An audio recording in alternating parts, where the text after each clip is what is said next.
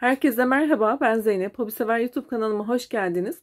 Bugün sizlere kolay tığ işi örgü modeli anlatımı yapacağım. Dilerseniz bebek battaniyesi ya da bebek örgülerinizde değerlendirebilirsiniz.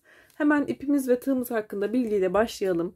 Anti-peeling bir iplik kullanıyorum. Dilediğiniz markaların iplerini rahatlıkla kullanabilirsiniz. Tığ numarası olarak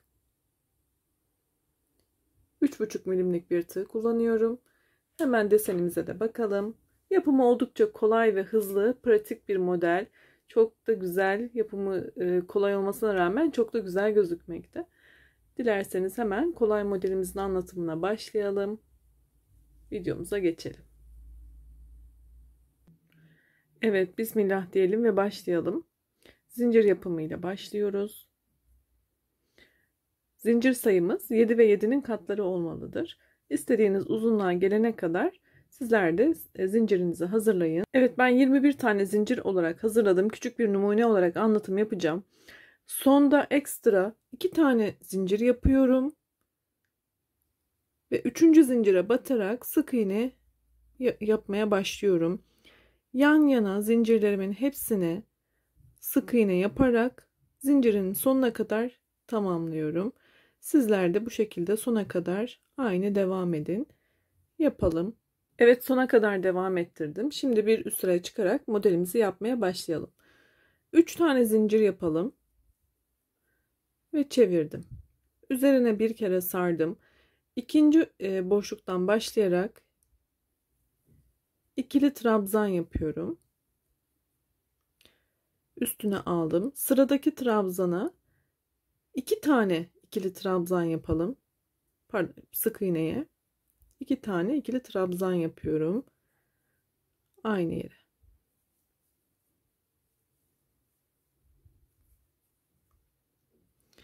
Bir zincir.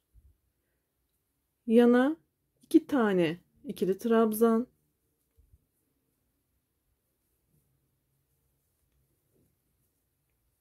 Üstüne aldım. Yana bir tane ikili trabzan.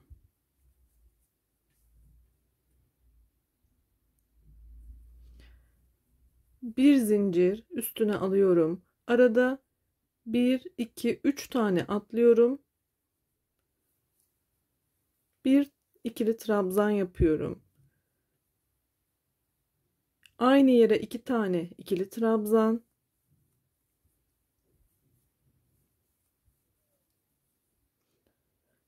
Bir zincir. Aynı yere 2 tane ikili trabzan.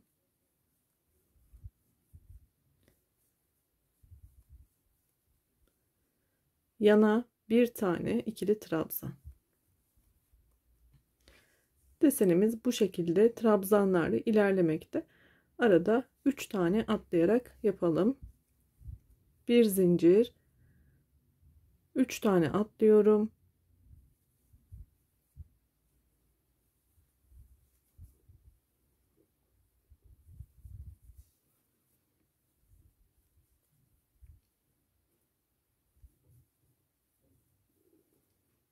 Bir zincir.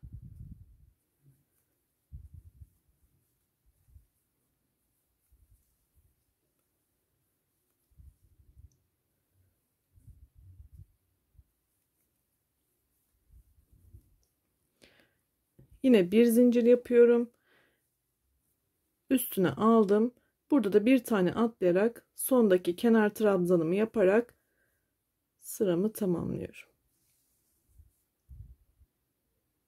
Sizler de zincirinizin sonuna kadar devam ederek bu şekilde istediğiniz kadar desen oluşturabilirsiniz. Şimdi bir üst sıraya geçelim. Şimdi 10 tane zincir yapalım.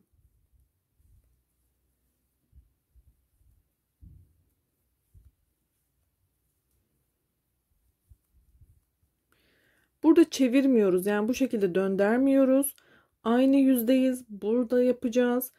Nereden batacağım? Hemen göstereceğim. Ortadaki 3 tane sık iğnenin ortasındakine batacağım. Şöyle göstereyim arkadaşlar. Bakın.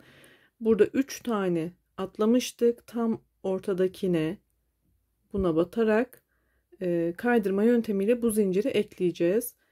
Hemen şöyle yapalım. Bakın böyle. Şuradan geliyorum. ortadakine battım.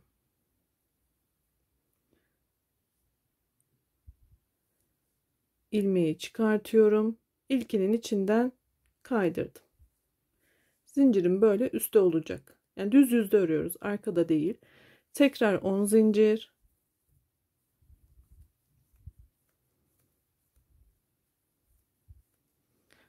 Yine böyle önden geliyorum. Tam ortadaki sık iğneden batıyorum.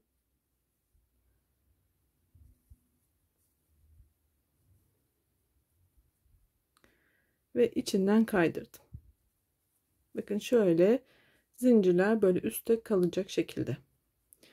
Yine 10 tane zincir.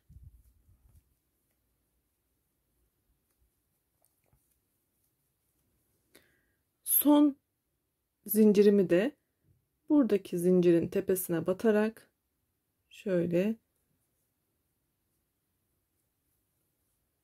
buradan kaydırarak tamamlıyorum.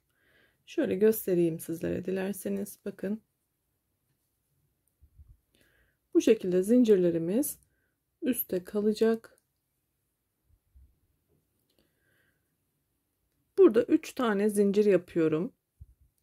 Üzerine aldım. Bu arkada biliyorsunuz trabzanlarımız vardı ve bir zincir boşluklarımız vardı. Bu zinciri de böyle üste alıyorum ve zincirimi de içine alarak buradaki bir zincir boşluğuna batıyorum. Bakın şöyle. Ve buraya 3 tane ikili trabzan yapıyorum.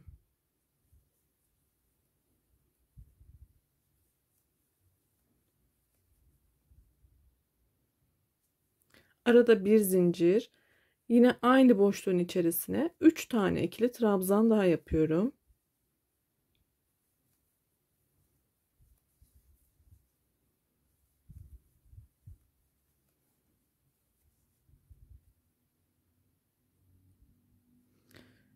Yine bir zincir yapıp diğer desenime geçiyorum. Aradaki bir zincir boşluğuna, fakat bu zinciri de yine üste alarak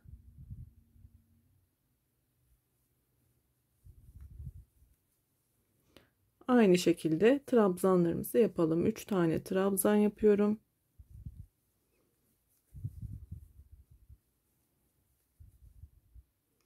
Bir zincir, aynı boşluğa 3 tane ikili trabzan yapıyorum.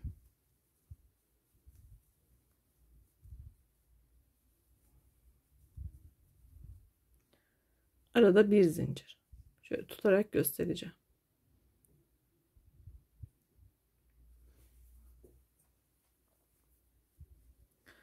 Şimdi son grubuma geçiyorum. Bakın şuraya yine aynı şekilde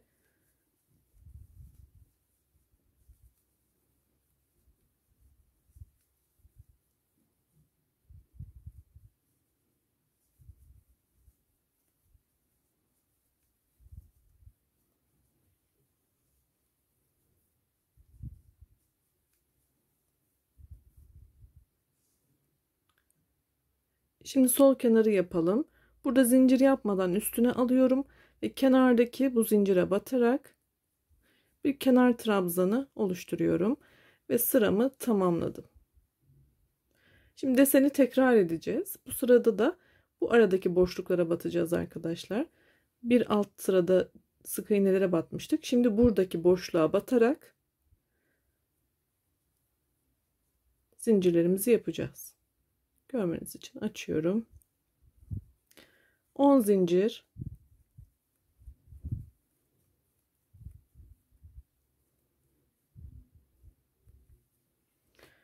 Zincirimi yaptım.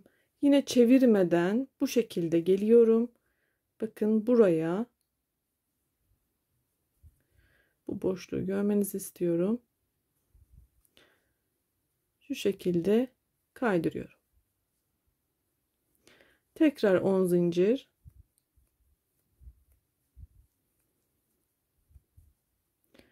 Yine buradaki boşluğa kaydırarak ekliyorum.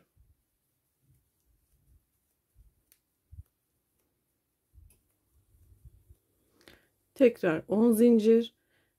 sol kenar, pardon, sağ kenarda buradaki zincirin tepesine batıyorum.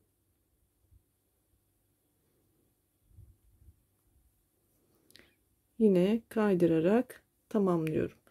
Şöyle görmeniz için tekrar açacağım. Bakın zincirlerim yine üstte bu şekilde gözükmekte. Evet, bir sıra daha desen tekrarı yapalım. 3 zincir ve yine aynı şekilde sıramı devam ettiriyorum.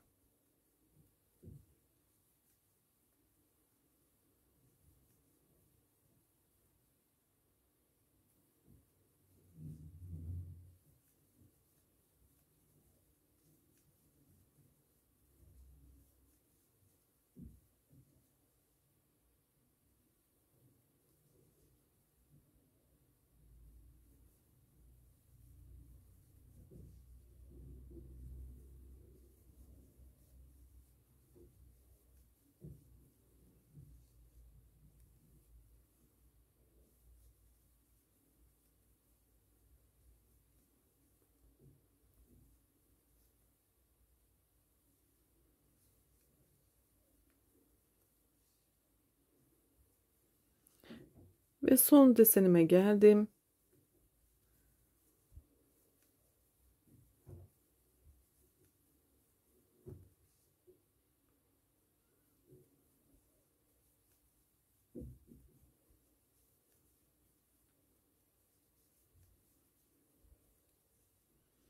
Sonda yine üstüne zincirimi, pardon, ipimi sarıyorum ve buradaki zincire batarak ikili trabzanla sıramı bitiriyorum. Bu sırada tekrar 10 tane zincir yaparak ve buradan kaydırma yöntemiyle ekleyerek sağ kenara kadar devam edeceğiz ve daha sonra yine aynı işlemi tekrarlayacağız. Desenimiz 2 sıranın tekrarıdır. Bu şekilde istediğiniz kadar devam edebilirsiniz. Şimdi dilerseniz büyük modele bakalım. Evet, desenimiz artık kendini tekrar etmekte. Battaniye yapan arkadaşlarım zincir sırasıyla değil bu trabzan sırasıyla bitirerek dört kenarını tamamlayabilirler. Şöyle bakalım yakından. Oldukça güzel oldu. Umarım beğenmişsinizdir. Beni izlediğiniz için çok teşekkür ediyorum. YouTube kanalıma ücretsiz bir şekilde abone olarak bana destek olursanız çok sevinirim. Yeni videolarla görüşmek ümidiyle. Sağlıkla kalın. Hoşça kalın.